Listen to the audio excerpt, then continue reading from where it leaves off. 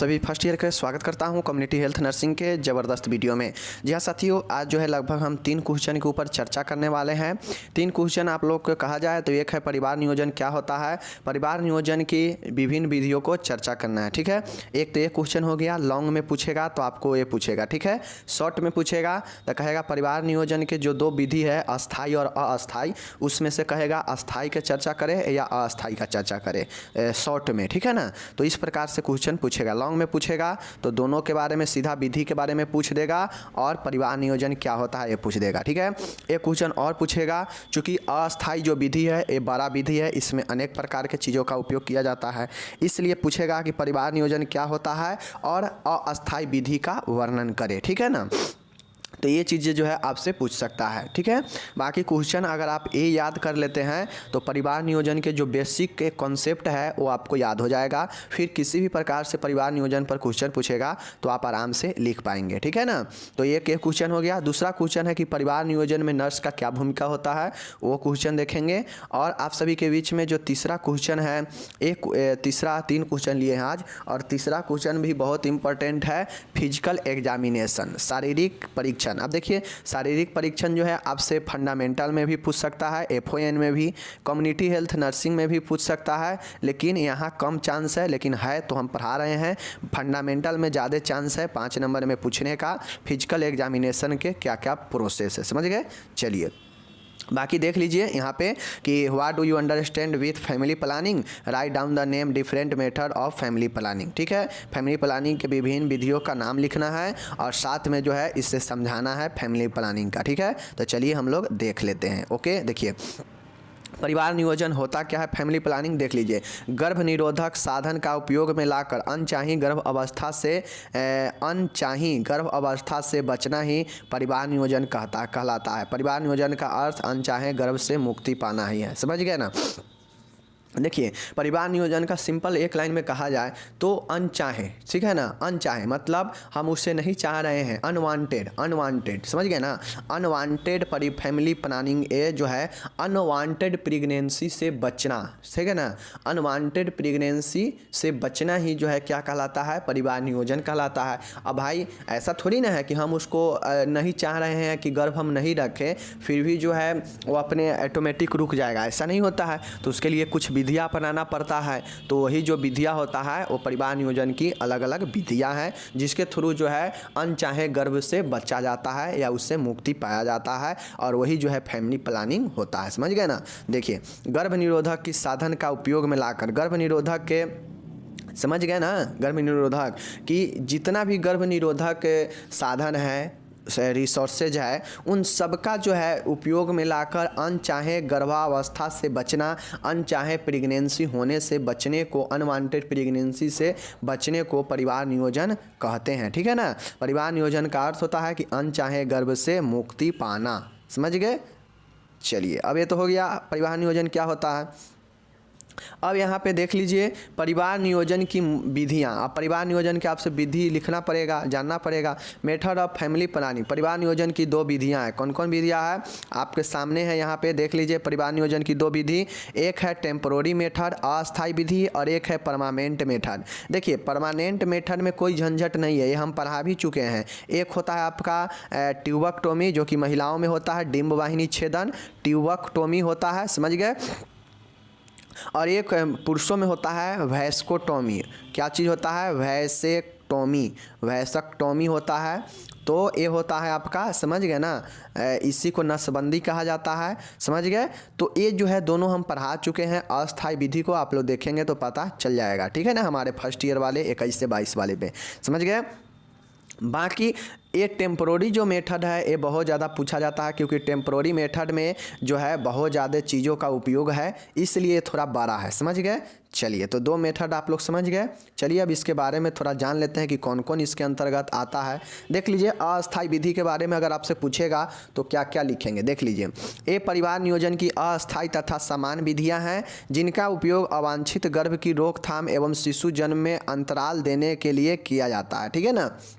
देखिए, जो अस्थायी विधि है यह कोई परमानेंट विधि नहीं है कि आप जो है इसको कर लेने से, इस प्रकार की विधियों के उपयोग करने से जो है आप अंतराल कर सकते हैं, गैप कर सकते हैं 6 महीने के लिए, 6 महीने के लिए, साल भरों के लिए, 2 सालों 5 सालों, जितने दिन तक आप चाहते हैं कि हम जो है गर्भ से बचे, प्रेगनेंसी से बचे, तो इसके लिए ये टेम्पोररी मेथड जो है लगाया जाता है। इसमें जो होता है व्यक्ति का ये मन रहता है कि हम साल भर, 2 साल या कुछ दिनों के अंतराल के लिए जो है हम इसको यूज करें प्रेगनेंसी से बचने के लिए, या बच्चों को जो अंतराल है जन्म लेना वो ज़्यादा हो, इससे बचने के लिए जो है इसका उपयोग कर सकते हैं। बट ये भी इसमें रहता है कि आप इससे चाह रहे हैं, टेम्पोररी मेथड के उपयोग करने का मतलब है कि आप चाहते हैं कि बाद में हम प्रेगनेंसी हो लेकिन अभी कुछ समय के लिए ना हो, तो इसके लिए टेम्पोररी मेथड लगाया जाता है। समझ गए चीज़ को?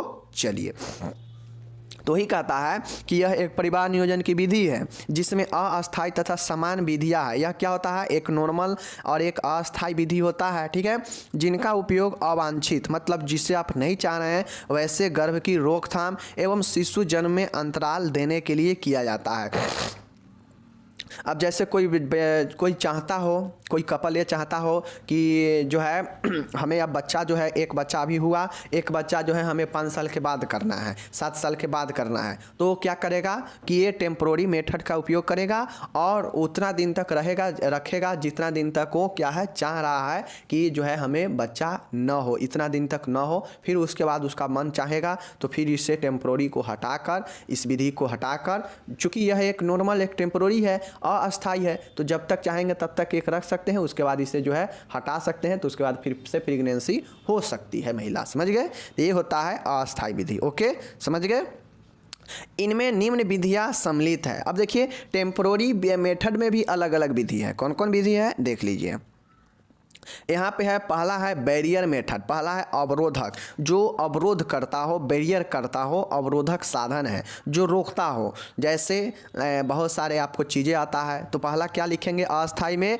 Barrier method. अब बैरियर मेथड में देख लीजिए अलग अलग चीज़ें का इस्तेमाल किया जाता है, जैसे यहाँ पे मैं बता रहा हूँ। पहला है मेल कंडोम या निरोध होता है। मेल जो होता है यह क्या होता है? मेल कंडोम क्या होता है? एक अवरोध का काम करता है, समझ गए ना, जो अंदर जो है सीमेन को जाने से भेजीना में रोकता है, जिससे प्रेगनेंसी ना हो पाती है। फिजिकल रिलेशन के समय जो है यूज किया जाता है, ठीक है। एक फीमेल कंडोम होता है, मेल कंडोम होता है। उसके बाद बात किया जाए वेजाइनल क्रीम होता है, जो वेजाइनल क्रीम होता है जो रिलेशन बनाते समय जो है एक क्रीम का यूज वेजाइना पर, योनि पर किया जाता है महिलाओं द्वारा, जिसके बाद जो भी स्पर्म वगैरह होता है वो जाते ही वहाँ पे नष्ट हो जाता है, मर जाता है, ठीक है। तो ये वेजाइनल क्रीम हो गया, ये सब अवरोधक विधि में याद रखिएगा, ठीक है। उसके बाद है वेजाइनल डायाफ्राम होता है। क्या होता है? वेजाइनल डायाफ्राम होता है, जिसको लगाने से जो है ये चीज़ें होता है। उसके बाद फोम टबलेट होता है, फोम एक टबलेट होता है, ठीक है। उसके बाद जेली होता है जिसको लगाया जाता है। तो ये सब का उपयोग जो है अवरोधक के रूप में करता है, जो करता है स्पर्म को नाश, जो स्पर्म को मार देता है पहले ही, समझ गए। तो ये male condom, female condom, vagina cream, ठीक है, वेजाइनल डायफ्राम, फोम टबलेट और जेली, ये सब अवरोधक में, बैरियर में याद रखिएगा। क्या याद रखिएगा? बैरियर मेथड में याद रखिएगा। ये सब अस्थायी है, ठीक है। जब चाहिएगा तभी जो है कंडोम का उपयोग होगा। जब आप सोचेंगे कि फीमेल कंडोम का उपयोग हो तो फीमेल कंडोम, क्रीम लगा कर कीजिएगा तो स्पर्म को मार देगा। तो ये सब जो है एक टेम्पोररी मेथड, अस्थायी होगा, समझ गए। तो ये हो गया आपका पहला कौन पॉइंट था? अवरोधक, बैरियर मेथड, ठीक है।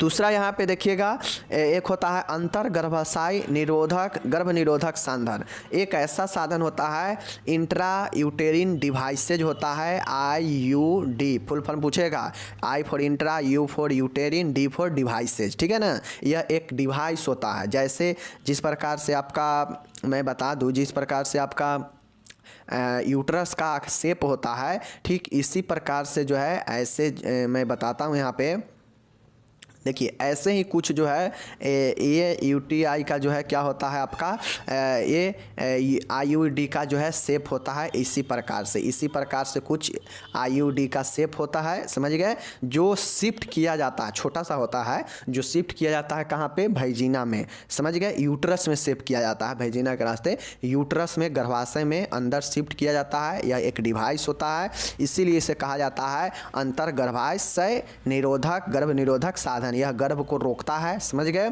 अब देखिए ये जो होता है आईयूडी, यह जो होता है यह जो है अलग अलग प्रकार के होता है, ठीक है। यह दो प्रकार के डिवाइसेज होता है, एक होता है साधारण या औषधि विहीन। एक होता है जो साधारण होता है, एक औषधि विहीन होता है, जिसको जो है हम लोग क्या कर सकते हैं समझ गए, ये होता है। और एक होता है आपका हार्मोनल युक्त, जिसमें हार्मोन दवाइयाँ डाला जाता है, ठीक है ना। एक होता है साधारण आईयूडी या औषधि विहीन, जिसमें औषधि नहीं होता है, सिर्फ जो है ये डिवाइसेज होता है, ठीक है। और एक होता है हार्मोन युक्त आईयूडी होता है, समझ गए। आईयूडी के मतलब समझ गए कि एक में बिना दवाई वाला होगा, साधारण होगा, और एक का उपयोग जो है हार्मोन युक्त होगा, मतलब कोई दवाइयाँ वगैरह रख कर होगा। और ये डिवाइस को शिफ्ट यूट्रस में किया जाता है, इसलिए दूसरा मेथड हो गया अस्थाई का, समझ गए। चलिए तीसरा मेथड यहाँ पे देखिएगा अस्थाई का, हार्मोनल विधियाँ हैं, हार्मोनल मेथड्स हैं, समझ गए। पहला है देखिए तीसरा क्या है, हार्मोनल मेथड है, समझ गए, मतलब दवाइयाँ वगैरह होगा, समझ गए, हार्मोनल वगैरह होगा। देखिए कंबाइंड ओरल कंट्रासेप्टिव पिल्स, समझ गए, COCP combined oral contraceptive pills, समझ गए, याद रखिएगा। कंबाइंड ओरल कंट्रासेप्टिव पिल्स एक नाम होता है या एक दवाइयाँ हैं, गोली होता है। पोजोएस्ट्रॉन पिल्स, समझ गए ना, पोजोएस्ट्रॉन पिल्स। उसके बाद आपका होता है इमरजेंसी कंट्रासेप्शन पिल्स। ये जो है आपका क्या होता है 3 पिल्स होता है, देख सकते हैं। ये 3 पिल्स होता है जो हार्मोनल विधिया में यूज किया जाता है, और ये सभी पिल्स क्या है, दवाइयाँ हैं, क्योंकि हार्मोन के द्वारा ही बनाया जाता है, इसलिए यह एक दवाइयाँ के रूप में काम करता है। ओके, समझ गए। चलिए अब ये चीज़ आप समझ गए। अभी तक हम लोग क्या देखे हैं, बैरियर मेथड देखे हैं, उसके बाद हम लोग देखे हैं अंतरा गर्भाशयी आईयूडी मेथड देखे हैं, इंट्रा यूटेरिन डिवाइस देखे हैं, और तीसरा हम लोग क्या देखे हैं, हार्मोनल मेथड देखे हैं। सब में चीज़ें ज़रूर याद रखिएगा, ना तो जो है दिक्कत होने लगेगी, समझ गए ना। चलिए क्योंकि बड़ा क्वेश्चन पूछेगा तो अस्थायी विधि के बारे में पूछेगा तो नहीं लिखिएगा तो दिक्कत होगा। नेक्स्ट देखिए प्राकृतिक विधियाँ, नेचुरल मेथड। अब इसमें कुछ नेचुरल मेथड होते हैं, जैसे रिदिम। रिदिम मतलब क्या होता है, लगातार। अब जो होता है नेचुरल मेथड है, अगर आप सेक्सुअल रिलेशन बनाते हैं लगातार बनाएंगे, रिदिम में एक लगातार बनाते रहेंगे तो उससे ज़्यादा प्रेगनेंसी का चांसेस रहता है, इसलिए रिदिम को जो है कम करें, लगातार जो रिलेशन है उसको कम करें, जिसके कारण जो है आप जो प्रेगनेंसी है उम्मीद कम होगा, समझ गए। पहला रिदिम है। नेक्स्ट बी है क्वाटस इंटरप्टेड है, समझ गए ना, क्वाइटस इंटरप्ट्स है, क्या है, क्वाइटस इंटरप्ट्स है। उसके बाद ब्रेस्ट फीडिंग, ये सब करके जो है गर्भधारण से बच सकते हैं, समझ गए।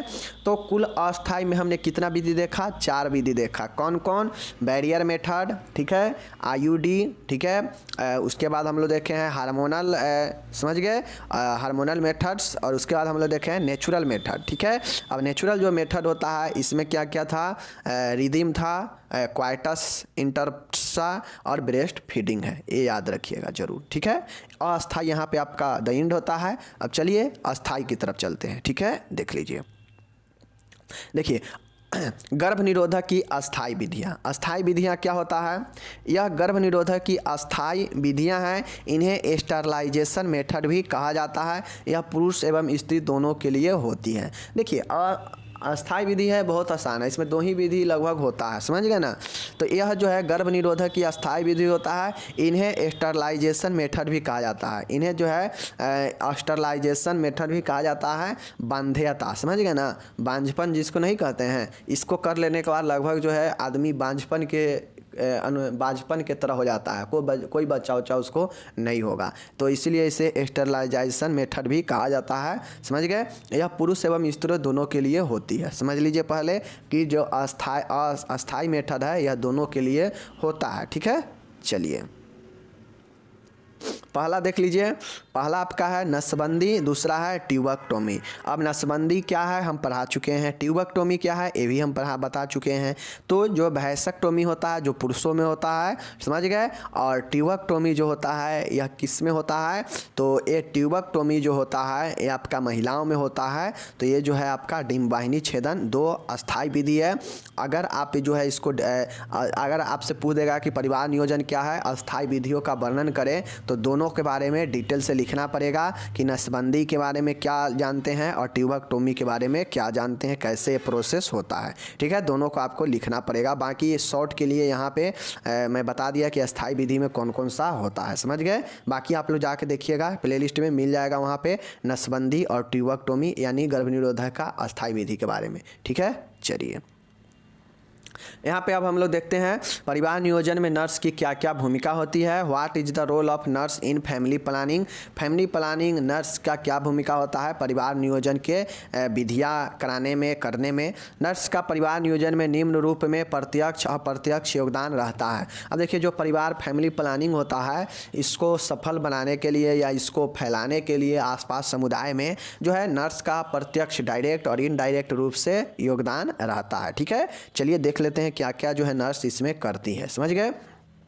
एलिजिबल कपल को परिवार नियोजन हेतु काउंसलिंग करना, ठीक है। अब जो ऐसे कपल हो जो परिवार नियोजन के लिए एलिजिबल हो, समझ गए, उसके लिए जो है काउंसलिंग करना, उसको बताना कि कैसे जो है आप प्रेगनेंसी से बच सकते हैं, कैसे ज़्यादा बच्चे होने से बच सकते हैं, सारे तमाम चीज़ें जो है फैमिली प्लानिंग में बताएगी कि मतलब ज़्यादा बच्चे होने से क्या होगा, अशिक्षा होगा, स्वास्थ्य सुविधा सही से नहीं मिल पाएगा, फैमिली की परेशानियाँ होगी, तमाम तरीके की चीज़ को बताएगी। तो एलिजिबल कपल को परिवार नियोजन के लिए काउंसलिंग करना नर्स का काम होता है, ठीक है। दूसरा पॉइंट है कि महिलाओं को प्रसव पूर्व ही उसकी आवश्यकता के अनुसार परिवार नियोजन की विधि अपनाने के लिए प्रेरित करना। अब देखते होइएगा कि जब महिला सरकारी हॉस्पिटल में जाती है अपना डिलीवरी कराने के लिए, प्रसव कराने के लिए, तो देखते होइएगा उसको आसपास जो भी सिस्टर वगैरह या जो भी आशा वगैरह रहती है तो उसको अभी डिलीवरी हुआ ही नहीं है लेकिन उसको बताने लगती है कि जो है फैमिली प्लानिंग करा लीजिए, फैमिली प्लानिंग करा लीजिए। महिला को बहुत ज़्यादा बोलने लगती है नर्स, सब ये होता है ना, तो यही चीज़ें हैं। नेक्स्ट है परिवार नियोजन सरकार द्वारा दी जा रहा है प्रोत्साहन के बारे में समुदाय को बताना। अब जो है परिवार के सरकार के तरफ से परिवार नियोजन कराने पर आप लोग जानते हैं कि बेनिफिट दिया जाता है, कुछ पैसे वगैरह दिया जाता है, तो इसको लाभ के बारे में, प्रोत्साहन के बारे में समुदाय के लोगों को बताना ताकि इसके प्रति लोगों में दिलचस्पी बढ़े और कराए, ठीक है। नेक्स्ट है परिवार नियोजन कैंप में चिकित्सक की सर्जरी के दौरान सहायता करना, ठीक है। अब जब परिवार नियोजन हो रहा हो, उस कैंप लगा हो, तो उसमें डॉक्टर को जो है सर्जरी के दौरान सहायता करना, ठीक है ना। देखते होइएगा कि कैंप लगा के भी जो है परिवार नियोजन किया जाता है, तो इसमें जो है डॉक्टर को सहायता करना सर्जरी में नर्स का ये काम होता है, समझ गए। पाँचवा में देखिए कि लिखित सहमति लेकर यूआईडी लगाना। अब चूँकि यूआईडी एक क्या है, डिवाइस है जो कि यूट्रस के अंदर फिट किया जाता है और यह टेम्पोररी मेथड था, आप लोग देखे हैं ऊपर। तो जो है ये लगाने से पहले सहमति लिखित पत्र रिटर्न जो है लेटर लेना, समझ गए। छठा है अस्थाई बंध्याकरण स्टरलाइजेशन हेतु उचित कपल का चयन करना एवं ट्यूबेक्टोमी डिम्बवाहिनी छेदन और वैसेक्टोमी नसबंदी हेतु रेफर करना, ठीक है। देखिए अब जो नर्स होती है वह स्टरलाइजेशन मेथड हेतु अच्छे उचित कपल का चयन करती है। ऐसा नहीं है कि अभी जिसका शादी हो गया उसका ही जाके नसबंदी करा देगा या उसका ही जो है ट्यूबेक्टोमी करा देगा, तो उस बेचारे का बच्चा ही नहीं होगा। तो इसलिए जो है उचित कपल का चयन करके लगे कि हाँ अब ये तैयारी हो चुके हैं फैमिली प्लानिंग के लिए या इनको अब आवश्यकता पड़ चुका है, तो ऐसे उचित कपलों का जो है उपयोग करके, उचित चयन करके उन्हें ट्यूबेक्टोमी और वैसेक्टोमी के लिए रेफर करना आगे, समझ गए। चलिए नेक्स्ट देखिएगा 7वां पॉइंट है गर्भ निरोधक साधनों का उपयोग करने वाले कपल से नियमित संपर्क बनाए रखना। अब जो भी परमानेंट अपना नहीं करवाए हैं, परमानेंट मेथड नहीं अपनाए हैं, ठीक है, तो अगर टेम्प्रोरी मेथड अपना रहे हैं जैसे पिल्स वगैरह या वेजिनल क्रीम वगैरह इसका उपयोग कर रहे हैं, या इंट्रासेप्टिव डिवाइस का उपयोग या इंट्रा यूटेरिन डिवाइस का यूज कर रहे हैं, तो उन सबको जो है क्या करना, लगातार संपर्क बनाए रखना उनसे, ये नर्स का काम है। ठीक है, नेक्स्ट देखिएगा 8वां देखिएगा परिवार नियोजन पर मुक्त चर्चा हेतु उचित वातावरण तैयार करना। मतलब फैमिली प्लानिंग पर कोई हेजिटेशन ना हो, कोई शर्मिंदगी ना हो, इसके लिए जो है फ्री रूप से चर्चा हो सके बिना हेजिटेट के, इसके लिए जो है उचित वातावरण जहाँ पे कोई शर्मिंदगी किसी को ना हो और खुलकर बातें कर सके, ऐसा वातावरण तैयार करना ए नर्स का काम होता है। ठीक है ना। चलिए उसके बाद देखिएगा नेक्स्ट है ट्यूबेक्टोमी एवं वैस्कोटोमी के पश्चात कपल्स को फ्लोअप सेवाएं प्रदान करना। अगर वैसा स्त्री और पुरुष में से कोई जो ये दोनों में से करा रखा है तो उनको फ्लोअप सेवाएं प्रदान करना ए नर्स का काम होता है, समझ गए ना। नेक्स्ट है समुदाय के लोगों को छोटे परिवारों को लाभ बताना। अब बहुत लोग होते हैं, बहुत लोग को ये सोचते हैं कि ज़्यादा लाठी रहेगा, ज़्यादा परिवार रहेगा, ज़्यादा लाठी बनेगा तो जो है हम दूसरे से लड़ सकते हैं। गाँव देहात में ज़्यादातर यही चीज़ें होता है, समझ गए ना। तो ऐसा धारणा अब बिल्कुल ख़त्म हो चुका है, क्योंकि अब किसी से कोई लेना देना नहीं रखता है। तो अब जो झगड़ा है वो गांव तक ही सीमित है। जो झगड़ा होता है खेती बाड़ी ज़मीन उमीन के लिए आसपास में, तो गांव में ही ज़्यादा ये सब होता है, क्योंकि शहर में तो किसको अपने काम से छुट्टी रहता नहीं है। शहर में तो 1-2 बच्चा हो गया तो सोचता है कि बहुत हो गया, क्योंकि उसको तो जो है फैलाने से मतलब नहीं रहता है। गाँव के लोग ही जो है इसके प्रति ध्यान नहीं देते हैं। तो ये जो है छोटे परिवारों को लाभ जो है बताना ए नर्स का काम होता है, समझ गए।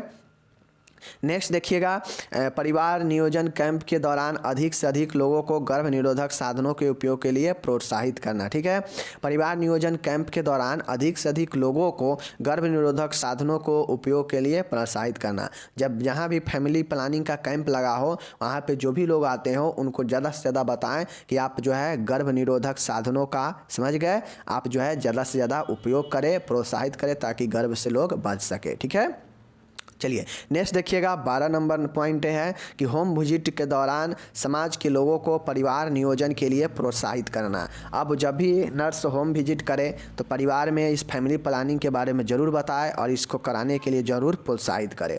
तो ये कुल यहाँ पे 12 पॉइंट है जो कि आपने देखा। ठीक है, और ये 12 पॉइंट है जिस प्रकार से नर्स जो है अपना भूमिका, अपना योगदान दे सकती है फैमिली प्लानिंग के लिए। ठीक है, तो इसको आप लोग देख लीजिएगा, डिस्क्रिप्शन में लिंक दे देंगे, एक बार खुद से पढ़ लीजिएगा तो ध्यान में आ जाएगा कि कौन कौन से पॉइंट हैं। बाकी आप खुद से भी लिख सकते हैं कि एक नर्स जो है समुदाय में लोगों के लिए क्या क्या कर सकती है फैमिली प्लानिंग के कराने के लिए, फैमिली प्लानिंग के जानकारी देने के लिए, सरकार द्वारा चल रहे योजनाओं को बारे में जानकारी देने के लिए, ताकि लोगों में जो लोभ बढ़े और कराएं। ये सब चीज़ें हैं, बाकी समझ गए। चलिए अब नेक्स्ट प्रश्न आता है, बहुत मैंने आपको पहले बताया कि फिजिकल एग्जामिनेशन के बारे में भी हम लोग चर्चा करेंगे। ये भी क्वेश्चन हो सकता है 5 नंबर में आपसे पूछ ले। ठीक है, तो फिजिकल एग्जामिनेशन सेकेंड ईयर के लिए भी बहुत ज़्यादा इम्पोर्टेंट है। ये क्वेश्चन पिछले बार पूछा भी गया था, तो सेकेंड ईयर में भी ये पूछता है प्रश्न। ठीक है, और फर्स्ट ईयर में भी दिया हुआ है। फर्स्ट ईयर में कहाँ पूछेगा, फंडामेंटल ऑफ नर्सिंग में पूछेगा। ठीक है, और जो आपका है सेकेंड ईयर है वो आपका मेडिकल सर्जिकल नर्सिंग में पूछेगा। ठीक है, बाकी चलिए देखते हैं कि फिजिकल एग्जामिनेशन होता क्या है, समझ गए। शारीरिक परीक्षण के दौरान आवश्यकता अनुसार रोगी के संपूर्ण शरीर का विस्तृत परीक्षण किया जाता है। शारीरिक परीक्षण हेतु निम्न विधियों का उपयोग किया जाता है। ठीक है, देखिए शारीरिक फिजिकल एग्जामिनेशन क्या है, तो शारीरिक परीक्षण के दौरान, समझ गए, फिजिकल एग्जामिनेशन के दौरान आवश्यकता अनुसार रोगी के संपूर्ण शरीर का विस्तृत परीक्षण किया जाता है, समझ गए। देखिए शारीरिक परीक्षण का मतलब है कि जब भी शारीरिक फिजिकल एग्जामिनेशन करते हैं तो उस दौरान जो भी आवश्यकता है उस आवश्यकता के अनुसार रोगी के संपूर्ण शरीर का डिटेल्स में परीक्षण किया जाता है। जैसे किसी व्यक्ति को जो शरीर में किसी भी चीज़ के जांच का ज़रूरत पड़ता है तो उसको क्या करते हैं, डिटेल में जो है जांच किया जाता है, समझ गए। और इस जो शारीरिक जो परीक्षण होता है इसमें अनेक विधियों का इस्तेमाल किया जाता है, ठीक है। सबसे पहले जान लीजिए कि इस फिजिकल एग्जामिनेशन क्या होता है। तो शरीर के संपूर्ण शरीर के जो है आवश्यकता अनुसार शारीरिक परीक्षण के दौरान आवश्यकता अनुसार रोगी के संपूर्ण शरीर का विस्तृत परीक्षण किया जाता है, जो शारीरिक परीक्षण में निम्न विधियों का उपयोग किया जाता है, समझ गए। यही जो आपका फिजिकल एग्जामिनेशन है, समझ गए। चलिए देख लीजिए।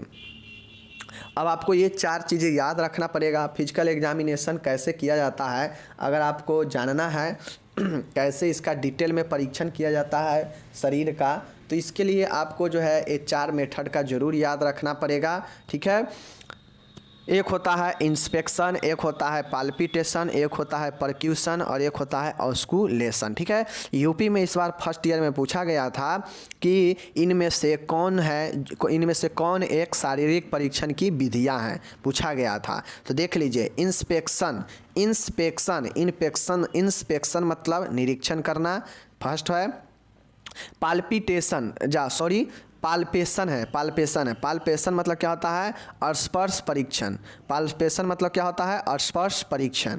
आघात परीक्षण परक्यूशन है, ठीक है। आघात परीक्षण। परिश्रवण ऑस्कुलेशन। तो आपको याद रखना पड़ेगा इंस्पेक्शन, पाल्पेशन, परक्यूशन और ऑस्कुलेशन, समझ गए। ऑस्कुल्टेशन याद रखना पड़ेगा, ऑस्कुल्टेशन, परक्यूशन, पाल्पेशन, इंस्पेक्शन, सब में सन है, याद रहेगा। इंस्पेक्शन, पाल्पेशन, ऑस्कुल्टेशन और परक्यूशन, समझ गए। चारों याद रखिएगा कि निरीक्षण, स्पर्श परीक्षण, आघात परीक्षण, परिश्रवण। ओके, चलिए शारीरिक परीक्षण की 4 मेथड। अब यहाँ पे देखिएगा आप लोग, निरीक्षण, इंस्पेक्शन कैसे किया जाता है किसी भी व्यक्ति का, देख लीजिए।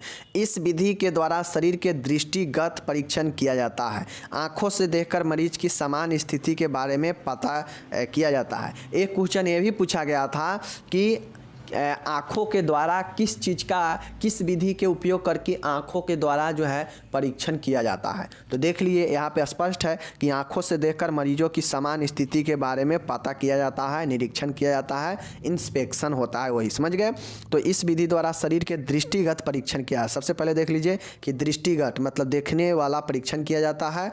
आँखों से देखकर मरीजों की समान स्थिति के बारे में पता किया जाता है, समझ गए। इसके अंतर्गत निम्नलिखित अवस्थाओं का अध्ययन एवं परीक्षण किया जाता है, ठीक है। सबसे पहले जान लीजिए इंस्पेक्शन जो है यह एक दृष्टिगत परीक्षण होता है, समझ गए, शरीर का, जिसमें आंखों से देखकर शरीर के समान स्थिति के बारे में पता किया जाता है, जिसके अंतर्गत निम्नलिखित अवस्था या अध्ययन या निरीक्षण होता है, समझ गए। देख लीजिए कि आंखों से क्या क्या चीज़ देखकर जो है पता करते हैं कि जो है निरीक्षण करते हैं। देख लीजिए फेशियल एक्सप्रेशन, समझ गए ना। फेशियल एक्सप्रेशन मतलब मरीज के चेहरे का भाव देखा जाता है, समझ गए। मरीज के चलने का ढंग देखा जाता है, ठीक है। मरीजों की त्वचा का रंग साइनोसिस देखा जाता है, ठीक है। और उसके बाद आपका आता है मरीजों की चेतना अवस्था, लेवल ऑफ कॉन्शियसनेस, व्यक्ति कितना ज़्यादा एकाग्रता है इसका देखा जाता है। मरीजों के शरीर पर किसी भी तरीका का निशान है, मोल एंड कट आदि देखा जाता है, समझ गए। तो ये जो है डायरेक्ट देखने वाला परीक्षण होता है, दृष्टिगत परीक्षण होता है, जो आँखों के द्वारा देखकर शरीर के समान स्थिति के बारे में पता किया जाता है। जैसे चेहरे का भाव देखा जाता है, चलने का ढंग देखा जाता है, ठीक है। मरीज के त्वचा का रंग देखा जाता है, मरीजों का चेतना अवस्था देखा जाता है, मरीजों के शरीर पर किसी भी प्रकार के कट फट का निशान देखा जाता है, समझ गए। और देखकर जो है स्थिति का पता लगाया जाता है। तो यही आपका होता है इंस्पेक्शन, समझ गए ना। चलिए परीक्षण, अब दूसरा है पाल्पेशन, स्पर्श परीक्षण, ठीक है। स्पर्श परीक्षण क्या होता है यहाँ पे आप लोग देख लीजिए। अब देखिए यहाँ पे पाल्पेशन है, स्पर्श परीक्षण। इस विधि में विभिन्न अंगों के आकार एवं स्थिति को ज्ञात करने के लिए शरीर के किसी भाग को स्पर्श कर महसूस करके तथा एकत्रित किए जाते हैं, समझ गए। स्पर्श परीक्षण में अंगुलियों के पोरों के मसल्स भाग का उपयोग किया जाता है। स्पर्श परीक्षण में निम्नलिखित जो है तथ्य एकत्रित किए जाते हैं, समझ गए। देख लीजिए इस विधि में विभिन्न अंगों के आकार एवं स्थिति के ज्ञात करने के लिए किया जाता है। किसी भाग को स्पर्श करके महसूस करते हैं, एकत्रित किए जाते हैं। स्पर्श परीक्षण में अंगुलियों के पोरों का जो है मांसल भाग का उपयोग किया जाता है। देखिए, पाल्पेशन स्पर्श परीक्षण है। स्पर्श परीक्षण है तो नाम से स्पष्ट है। और स्पर्श तो शरीर के किसी भी भाग का अगर परीक्षण करना हो तो पाल्पेशन का उपयोग करते हैं और देखते हैं अंगुली के पोरों का उपयोग करके, जो कि मांसल वाला भाग होता है। अंगुली का जो पोर होता है ना, उसका जो है मांसल्स वाला जो भाग है उससे उपयोग करते हैं, स्पर्श करते हैं, छूते हैं और देखते हैं कि शरीर के उस भाग में, जिस भाग पर हम स्पर्श कर रहे हैं, वहाँ पे उस ऑर्गेन का साइज, आकार को और उसका स्थिति को, उसके कंडीशन को देखते हैं कि यह किस कंडीशन, किस स्थिति में है और किस आकार में है। तो जो है उसको देखकर उसके एकत्रित किया जाता है, महसूस किया जाता है। तो यही जो है आपका होता है पाल्पेशन स्पर्श परीक्षण। ठीक है, एक चीज़ याद रखिएगा, इसमें अंगों का आकार और स्थिति का ज्ञात करने के लिए शरीर के भागों को स्पर्श करते हैं, जिससे महसूस होता है और एकत्रित होता किए जाते हैं। जैसे अंगुलियों के पोरों के द्वारा मांसल भाग का उपयोग करते हैं इसके टेस्ट करने में, समझ गए, पाल्पेशन परीक्षण करने में। ओके, अब देख लीजिए इसमें निम्नलिखित चीज़ों का उपयोग कर, जैसे शरीर के अंगों का आकार, size of organ. Size of organ जैसे देखते होइएगा कि डॉक्टर जब जाते हैं तो हाइड्रोसिल बढ़ा हुआ है या छोटा है तो उसको जो है हाथों से टच करते हैं, हाथ के ऊपरी वाला भागों से उंगली के द्वारा जो है छू कर देखते हैं, स्पर्श करके देखते हैं कि यह कितना ज़्यादा बढ़ा हुआ है ना। तो भी एक परीक्षण करने का ही माध्यम है। शरीर के अंगों की स्थिति, अब पोजीशन ऑफ ऑर्गेन। अब शरीर का जो ऑर्गेन है वो सही जगह पे है या वो अपने जगह से हट चुका है, इसको स्थिति को भी पता किया जाता है उंगली के द्वारा स्पर्श करके। ठीक है, शरीर का तापमान। शरीर का तापमान भी आप ले सकते हैं उंगली के द्वारा, हाथों के द्वारा उंगली के सहारे टच करके, समझ गए, छूकर स्पर्श कर कर। शरीर का करापन व दर्द। शरीर का करापन और टेंडरनेस और पेन। किसी को पेन के जगह पे, करापन के जगह पे अगर टच कीजिएगा तो बहुत ज़्यादा कराहेगा, जिससे पता चलेगा कि इसके अंदर जो है दर्द कितना ज़्यादा गंभीर है। समझ गए, पाल्पेशन समझ गए, स्पर्श परीक्षण।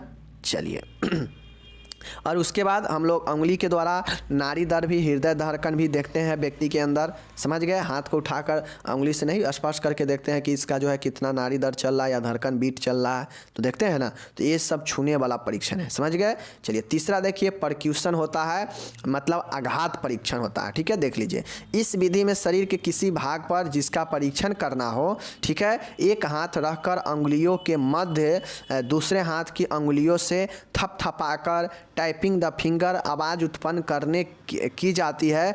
ठीक है, जिससे आंतरिक अंगों के बारे में सूचना इकट्ठा की जाती है। ठीक है, जैसे देख लीजिए, जैसे है आंतरिक अंगों का आकार व स्थिति, अंगों के समान कठोर मांस की उपस्थिति, अंगों के ऊतकों के तरल गैस की उपस्थिति। ठीक है, ये सब जो है आपका टेस्ट किया जाता है आघात परीक्षण में। किसी पेशेंट का आघात लगता है तो उसको जो है परीक्षण कैसे किया जाता है, तो उसका जो परीक्षण होता है वो जो है इसी अनुसार किया जाता है कि इस विधि में शरीर के किसी भी भाग पर, जिस भी भाग का परीक्षण करना हो, उस भाग पर हाथों को एक उंगली हाथों का उंगली रखते हैं। ठीक है, और एक हाथ का जब उंगली रखते हैं तो उसके जितना भी उंगली के बीच में जो जगह होता है वहाँ पे दूसरे हाथ की उंगली को लगाते हैं और थपथपाकर जो है पता करते हैं कि जो उससे आवाज़ उत्पन्न करते हैं और आंतरिक अंगों के बारे में सूचना उत्पन्न करते हैं। ठीक है, जैसे फ्लूइड होगा तो कैसे आवाज़ करेगा, फ्लूइड नहीं होगा तो कैसे आवाज़ करेगा।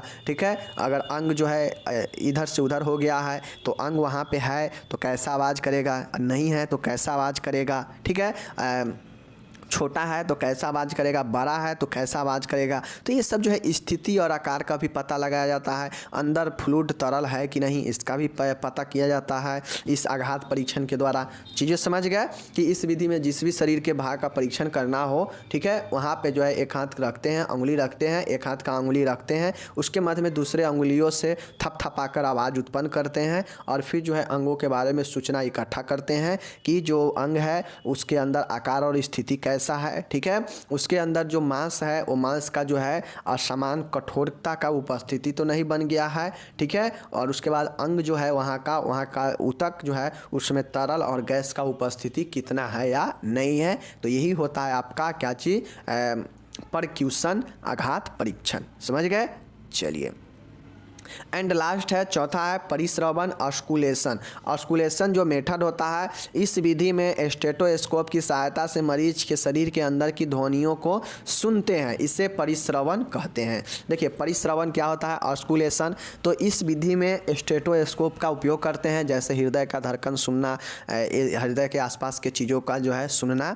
तो इसके लिए जो है स्टेथोस्कोप का सहायता से मरीज के अंदर की ध्वनियों को सुनते हैं, ठीक है, इसे ही परिश्रवण कहते हैं। समझ गए? जैसे मरीज की हृदय की धड़कन, हार्ट बीट सुनना, फेफड़ों की ध्वनि, लंग्स की साउंड, आंतों की ध्वनि, बाउल साउंड को स्टेथोस्कोप से सुनकर उनकी समान व असमान स्थिति का पता लगाया जाता है। समझ गए? तो इस प्रकार से ऑस्कुलेशन परिश्रवण होता है, जिसमें स्टेथोस्कोप से शरीर के किसी भी भाग का जो है आवाज़ को सुन सकते हैं और जो है उसका स्थिति और समान और असमान स्थिति का पता लगाया जा सकता है उसके आवाज़ों के द्वारा। जैसे हृदय का आवाज़, फेफड़ों का आवाज़, ध्वनि, आंतों का आवाज़, इन सब का जो है आवाज़ सुना जाता है स्टेथोस्कोप के द्वारा। समझ गए?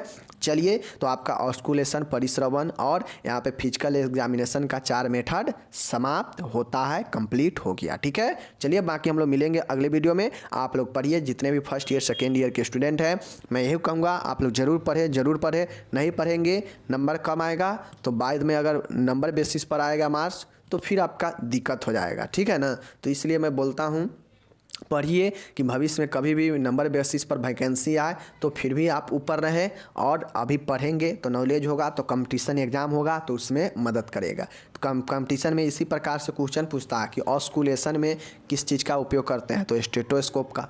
ठीक है, मिलता है अगले वीडियो में। धन्यवाद।